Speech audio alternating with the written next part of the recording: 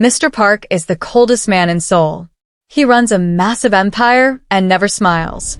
His secretary, Maya, is the only person who can handle his temper.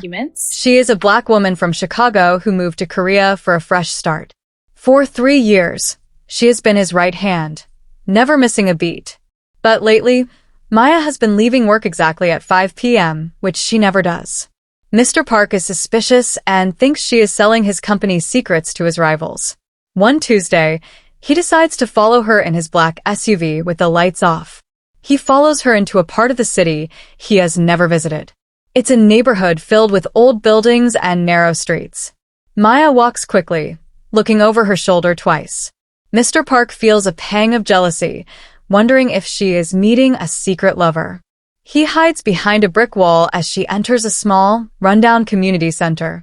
The windows are fogged up, but he can hear music playing inside. He prepares himself to catch her in a lie, feeling his heart beat faster than it ever has during a mafia deal. Mr. Park slips inside the back door and hides in the shadows of the hallway. He doesn't see a rival gang or a secret boyfriend.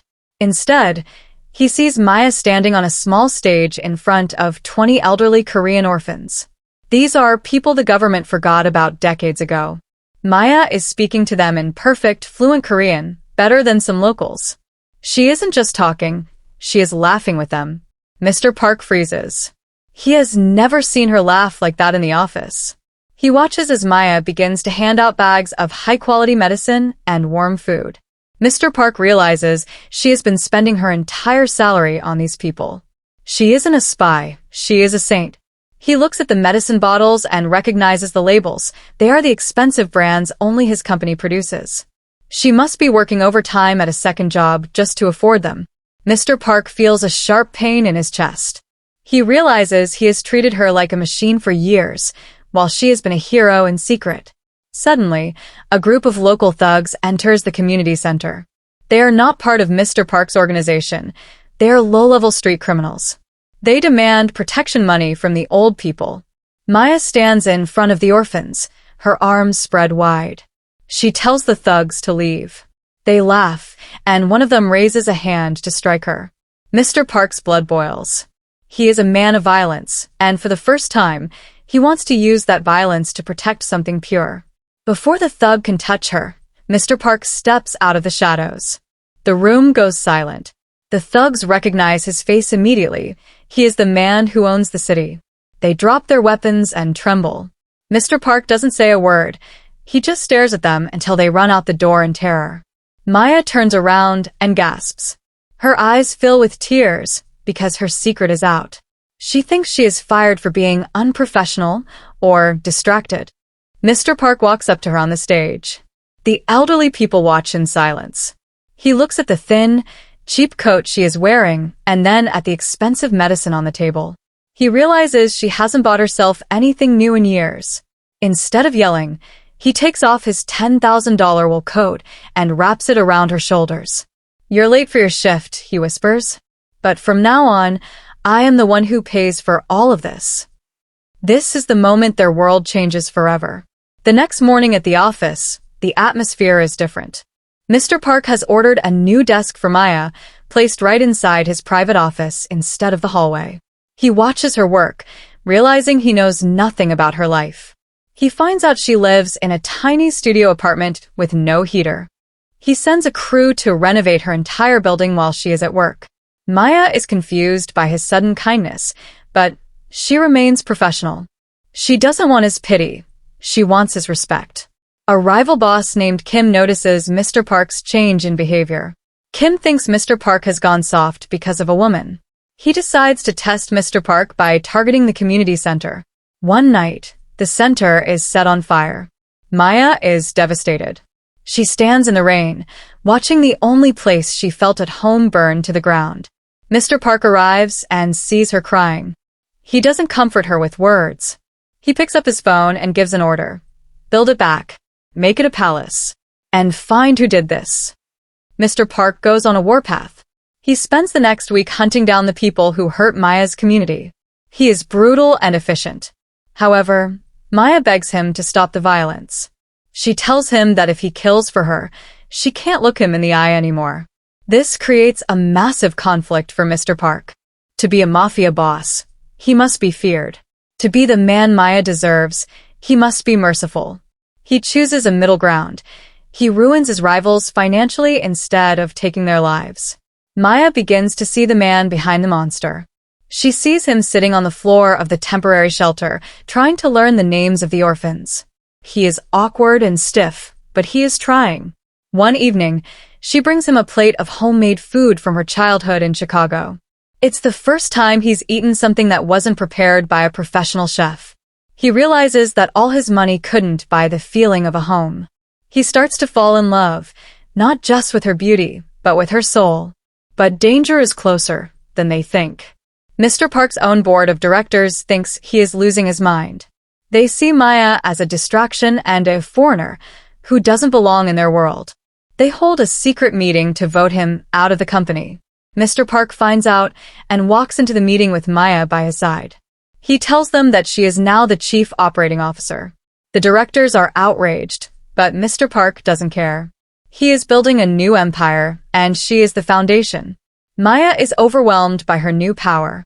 She uses it to create programs for the poor across the city. She becomes a local hero, known as the Black Queen of Seoul. But her fame makes her a target. A sniper is hired to take her out during a ribbon-cutting ceremony. Mr. Park's security team misses the threat, but Mr. Park's instincts are sharp. As the red appears on Maya's chest, he lunges forward. The bullet hits Mr. Park in the shoulder. He falls, and the crowd screams.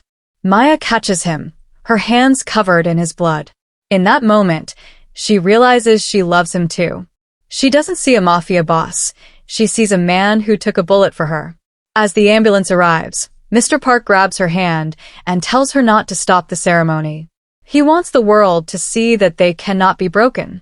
This is the first time he has ever shown vulnerability in public. Mr. Park survives the surgery, but the attack changes him. He becomes overprotective, surrounding Maya with bodyguards 24/7. This creates tension because Maya feels like a prisoner. She misses her independence. They have their first real fight in the hospital room. She tells him that she didn't come to Korea to be a bird in a cage. Mr. Park realizes that to keep her, he has to trust her. He fires the bodyguards and gives her a key to a secret safe house. While recovering, Mr. Park uncovers a shocking truth. The person who hired the sniper wasn't a rival gang. It was his own brother, who's been jealous of him for years. His brother thinks Maya is a gold digger who is stealing the family fortune. Mr. Park is heartbroken. He has to choose between his blood family and the woman who saved his soul. He calls his brother to a meeting on a bridge at midnight. At the bridge, the brother insults Maya, calling her names and mocking her heritage. Mr. Park remains calm, which is even scarier than his anger. He shows his brother a file. It contains proof that the brother has been stealing from the company for 10 years. Mr. Park gives him a choice: leave the country forever or go to prison. The brother leaves, but he vows to get revenge. Mr. Park returns to Maya, feeling like he has finally cut the dead weight from his life. Maya decides to take Mr. Park to Chicago to meet her family. She wants him to see where she came from. They fly to a tough neighborhood in the South Side. Mr. Park, in his expensive suit, looks completely out of place. But he doesn't complain. He meets Maya's father, a retired factory worker who doesn't care about Mr. Park's money. Her father tells Mr. Park, "If you hurt her, there is nowhere you can hide." Mr. Park nods, respecting the man's strength. In Chicago, Mr. Park learns about Maya's past. He learns she lost her mother to a stray bullet years ago. That is why she works so hard to protect the vulnerable in Korea. He feels a deep connection to her pain. They spend a quiet night on a rooftop, looking at the city skyline. For the first time, they kiss. It isn't a Hollywood movie kiss. It's a promise of protection and a new beginning. They feel like they are the only two people in the world. When they return to Korea, a surprise is waiting for them. The community center is finished. It is beautiful, made of glass and wood, with a garden on the roof. The orphans have moved in, and they have a new name for the building, the Maya home. Mr. Park watches as Maya cries tears of joy. He realizes that his money finally has a purpose. He decides he wants to leave the mafia life forever and go legal. But leaving the mafia isn't easy. The elders, the men who truly run the underworld, call Mr. Park to a final dinner. They tell him that if he wants to leave, he must pay a blood tax. They want half of his assets and for him to never see Maya again. If he refuses, they will kill them both. Mr. Park looks at the men who raised him and feels no fear. He has a plan that will destroy the underworld forever. Mr. Park begins to secretly liquidate his illegal businesses. He works late into the night, hiding the paperwork from Maya because he doesn't want her to worry. Maya senses something is wrong. She thinks he is going back to his old ways. She finds a hidden gun in his drawer and confronts him. They have a massive argument. She tells him she won't stay if he is a killer. He can't tell her the truth because the elders are listening to their house.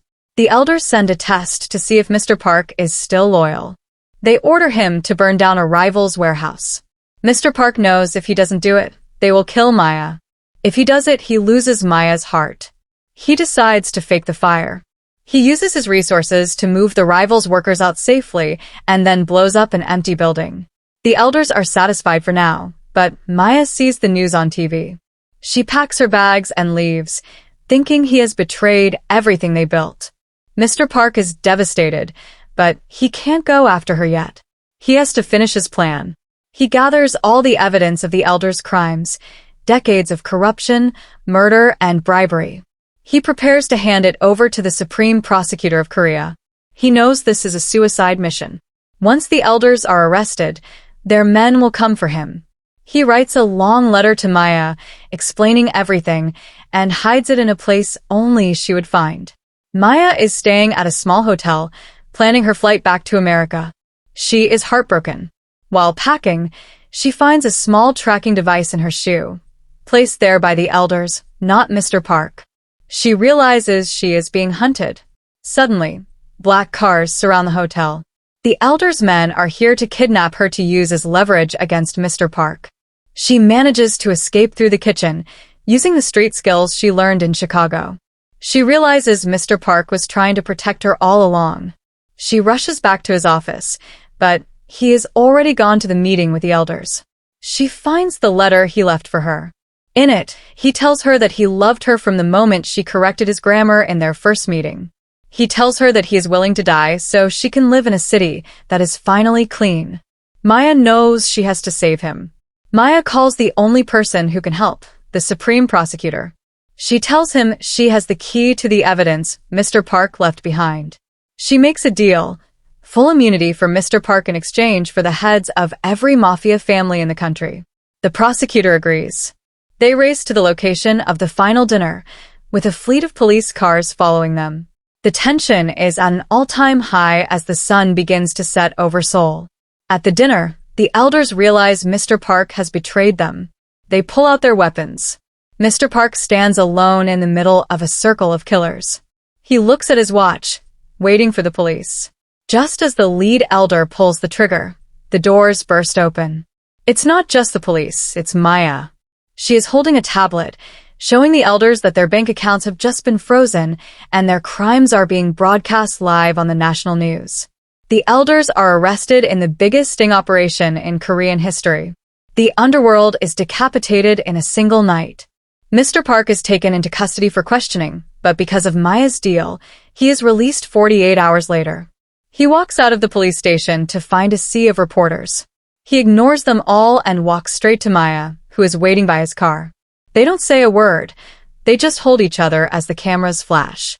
Mr. Park is no longer a mafia boss.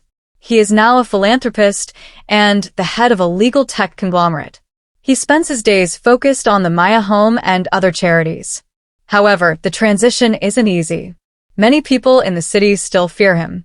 Maya helps him rebuild his image. She teaches him how to speak to the public and how to show his heart. They become the most powerful and loved couple in the country. 1 year later, Mr. Park takes Maya back to the community center where he first followed her. It is now a thriving hub for the neighborhood. He takes her to the roof garden, where the flowers are in full bloom. He gets down on one knee. He doesn't offer her a diamond ring. He offers her a deed to a new hospital they built together. I followed you once because I didn't trust you, he says. Now I want to follow you for the rest of my life. It is the first time Mr. Park truly feels at peace. He realizes that his life didn't start when he became powerful. It started when he followed a woman into a rundown building and saw her heart. He finally understands that true power is the ability to protect those who cannot protect themselves. On their wedding night, Maya receives a mysterious package. Inside is an old photograph of her mother in Chicago. On the back, there is a note written in Korean. It says, "I'm glad he finally took care of you." Maya realizes that her mother didn't die by accident. Her mother had been a secret informant for the Korean government years ago. Mr. Park's father was the one who had protected her mother back then. Maya shows the photo to Mr. Park. He recognizes the handwriting. It's his father's. They realize their lives have been connected since before they were born. Their union wasn't an accident. It was a debt of honor being paid across generations. The secret Mr. Park found when he followed her was actually the missing piece of his own family history. They aren't just lovers. They are the end of a long cycle of violence.